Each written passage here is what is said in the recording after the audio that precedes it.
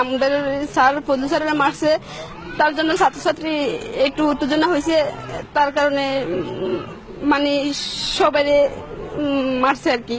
সন্ত্রাসীরা চাঁদা চাইছিল, চাঁদার না দেওয়ার কারণে স্কুলের উপরে সন্ত্রাসীরা হামলা করছিল।